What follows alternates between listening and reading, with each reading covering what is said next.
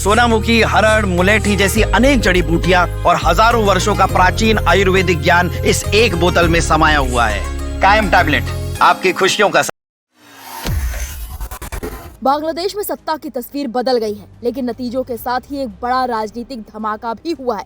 12 फरवरी को आए आम चुनाव के नतीजों में बांग्लादेश नेशनलिस्ट पार्टी को स्पष्ट बहुमत मिला है और इसी के साथ भारत में रह रही पूर्व प्रधानमंत्री शेख हसीना का पहला बड़ा बयान भी सामने आया है। जी हाँ, बांग्लादेश में सत्ता बदल गई है, लेकिन सियासत में सन्नाटा नहीं बल्कि संग्राम छिड़ गया है। चुनाव के नतीजों के साथ ही पूर्व प्रधानमंत्री शेख हसीना का तीखा बयान सामने आया। उन्होंने इस चुनाव को फर्जी, असंवैधानिक और जनता के साथ धोखा बताया है। आखिर बांग्लादेश में क्या हुआ, किसके हाथ में जा रही है सत्ता और भारत बांग्लादेश रिश्तों पर क्या असर पड़ेगा, देखिए हमारी एक खास रिपोर्ट। 299 सीटों वाले बांग्लादेशी संसद चुनाव में बांग्लादेश नेशनलिस्ट पार्टी यानी बीएनपी ने बहुमत का आंकड़ा पार कर लिया है। पार्टी ने 180 सीटों पर जीत दर्ज की है, जो बहुमत के लिए जरूरी 150 सीटों से 30 ज्यादा है। बीएनपी के अध्यक्ष तारिक रहमान ने 2 सीटों से चुनाव लड़ा और दोनों पर जीत हासिल की। 17 साल बाद पिछले दिसंबर में देश लौटे तारिक रहमान अब प्रधानमंत्री बनने की दहलीज पर खड़े हैं। दूसरी ओर जमात इस्लामी के नेतृत्व वाले गठबंधन को महज 45 सीटों पर संतोष करना पड़ा। लेकिन असली राजनीतिक भूचाल तब आया जब चुनाव नतीजों के तुरंत बाद प्रधानमंत्री शेख हसीना का बयान सामने आया। भारत में रह रही शेख हसीना ने 12 फरवरी को हुए चुनाव को पूरी तरह दिखावटी और पहले से तय करार दिया। उन्होंने आरोप लगाया कि मोहम्मद यूनुस ने गैर कानूनी तरीके से सत्ता पर कब्जा किया है और उसी के तहत ये चुनाव कराया गया।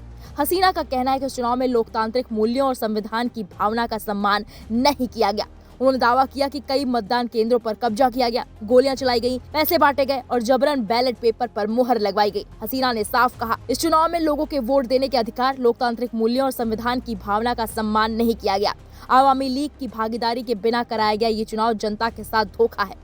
यूनुस ने गैर कानूनी और असंवैधानिक तरीके से सत्ता पर कब्जा किया है और उसी के तहत ये चुनाव कराया गया। 11 फरवरी की शाम से ही कई मतदान केंद्रों पर कब्जा किया गया, गोलियां चलाई गईं, पैसे बांटे गए, बैलेट पेपर पर जबरन मुहर लगाई गई और एजेंटों से नतीजों पर हस्ताक्षर करवाए गए।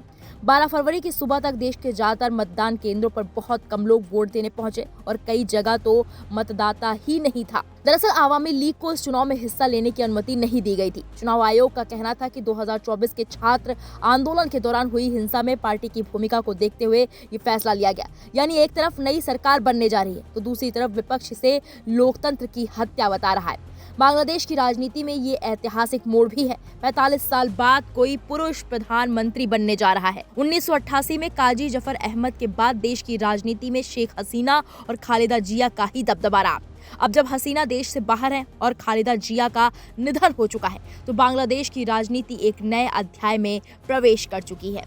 बदलते हालात के बीच भारत बांग्लादेश रिश्तों पर भी नजरें टिकी हैं। बांग्लादेश में भारत की पूर्व उच्चायुक्त वीना सीकरी का मानना है कि तारिक रहमान दोनों देशों के रिश्तों को नए सिरे से संतुलित कर सकते हैं। माना जा रहा है कि लोकतंत्र की बहाली, पुराने समझौतों की निरंतरता और भारत के पूर्वोत्तर के अलगाववादी संगठनों को समर्थन न देने जैसे मुद्दों पर नई सरकार के साथ सहमति बन सकती है। तो बांग्लादेश में सत्ता तो बदल चुकी है, लेकिन सियासी लड़ाई खत्म नहीं हुई है। एक तरफ बीएनपी की जीत, दूसरी तरफ शेख हसीना का बड़ा आरोप। आने वाले दिनों में ये टकराव और तेज हो सकता है। क्या बांग्लादेश में लोकतंत्र की नई शुरुआत होगी या फिर ये चुनाव लंबे राजनीतिक संघर्ष की भूमिका बन जाएगा? इस पूरे मामले पर हमारी नजर बनी रहेगी। फिलहाल इस खबर पर आपकी क्या राय है, हमें कमेंट बॉक्स में जाकर जरूर बताइए।